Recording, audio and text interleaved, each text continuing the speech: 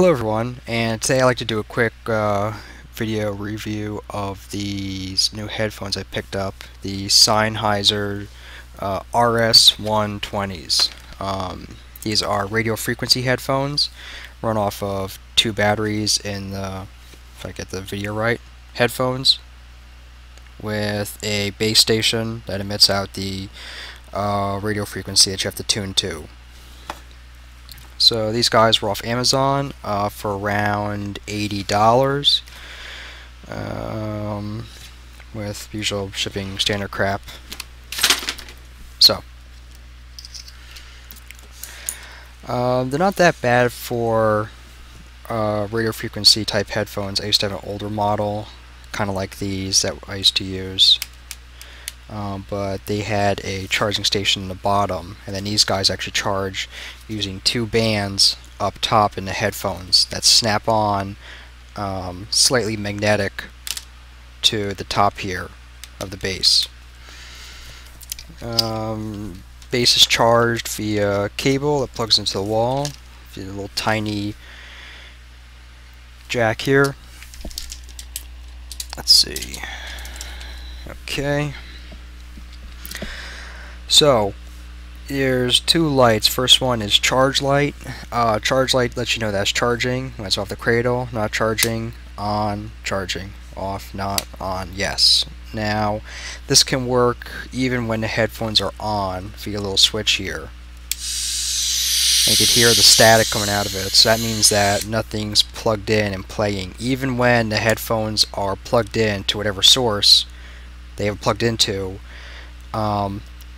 they still will emit that wonderfully loud, horrendous static until you put them back on. Off, static. On, charging, no static. So that's the thing to look out for. Plus, you gotta make sure that when you first acquire them, you have to tune them. Tune button is here, volume button is here. If you're using, like, say, these for a television set, you probably just want to crank the volume up all the way and then use the volume on the TV. As long as you have the volume all the way up and you have it tuned correctly and you have the power switch on, you could pretty much just leave them alone, wear them, and when you're done, just dump them right back onto the cradle. They'll turn off, and you just leave them alone until you use them again. So one cord is power, the other cord is the connection. Connects into the bottom of the base via a little hidden backdoor guy here. So we have, if I can figure this out, right. Colored one is cable, and dark one is power. Sound is okay. Usual, I mean, I'm not a big audio person. The usual headphones I go with that I listen to are the Crushers by Skull Candy, which the ones that have the battery in them for the bass. So it sounds the same as these guys, and I even had the Mixmasters, which I might do a review on, between the Mixmasters and the Crushers. Let's see if we can get sound here. So I have the sound going on laptop behind me, cable is running to it, headphones are not on yet but the bass is. Let's see here. So when they're on and the sound's going through them, of course you'll hear, you know, music or whatever it is you have going through it. Tune button tunes it, so if it's out of whack, then you just get crunchy static noise like you tune the radio, and you just tune it back until you get your sound. There it is. It has 3 different switches on the base, so if you want to, you could try and get a desired channel if you're getting some interference. Now the off and on shows that there's sound going through. If there's no sound going through, then that little guy will eventually go off. It's going to know when sound is coming through the headphones. And here's the tricky part, which I don't like about these guys, and I wish they can do something about this, is when the sound cuts out, like say your TV goes off, your music player is done playing a playlist or even a song, after a while they'll get to where these guys will stop emitting nothing, and you'll just hear that horrendous static, and it'll surprise you. Like, you'll jump after waiting a bit, and the static cuts in instantly and wakes you up to, hey, you got nothing playing through these. We're going to surprise you with static instead.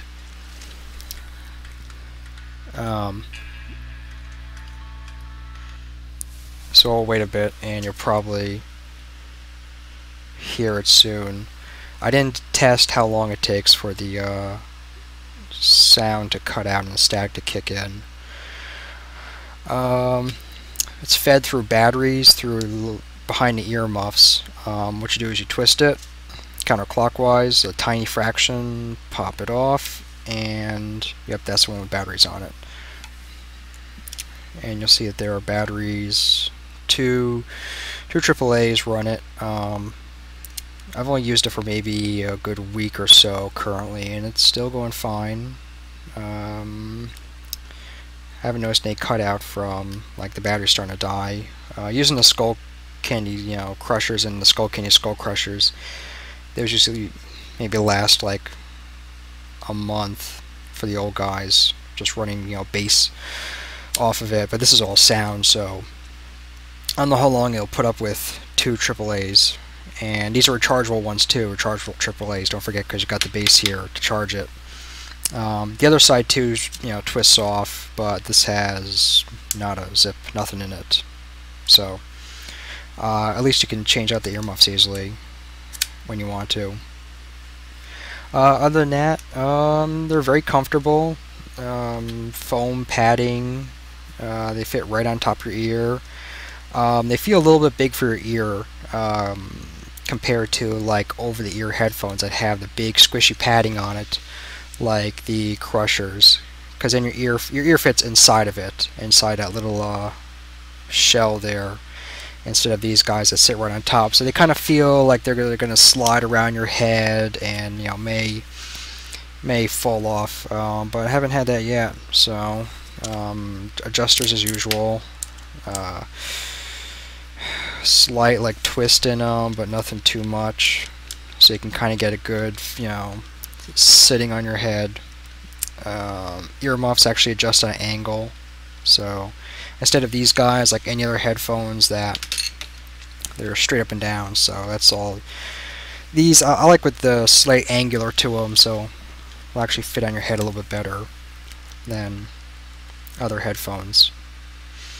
Other than that, they're decent pair of headphones for $89. I mean, there's other ones that Sennheiser has for like say 120 or 150. Oh, there it is. See, now you hear the static cut in, and that's how loud it. So that's how loud static will get after a while. So if you fall asleep to these, you only get maybe 5 minutes of rest or 2 minutes of rest before you're woken up again. The Sennheiser sound clock. Oh, there it goes. Now it's charging. And you want to get it. You can actually, there's some good leeway to it charging, so you don't have to worry about it falling off or not sitting right. These guys are pretty good about snapping right to the charge base with the two connectors right here, and there's no like static shock or anything. So I don't know how much voltage or wattage is pushing out of it. Not a whole lot, but good headphones nonetheless. I'll definitely use them. I don't know about for gaming, no. I usually use the Skull Crushers, or I mean the Crushers, just because you get that better, blocks all the other sound out. These guys are maybe good for like listening to TV. You still get some noise in the background from people or whatnot. But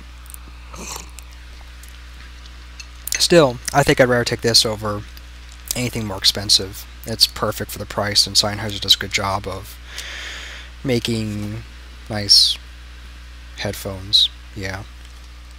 overall, good stuff. Good stuff by them. You know, in the future, I might go with something, you know, a little bit shinier, a little bit fancier, try it out. But I really can't see myself doing that. They do a good job here. The build quality is good. I really don't see these like cracking at all. There's a really bad issue with the old Mixmaster mics by Skull Candy with the whole top fracturing. I might go into that in another video. But this looks like they're pretty decent. Yeah, so definitely a good buy. I'll see you later.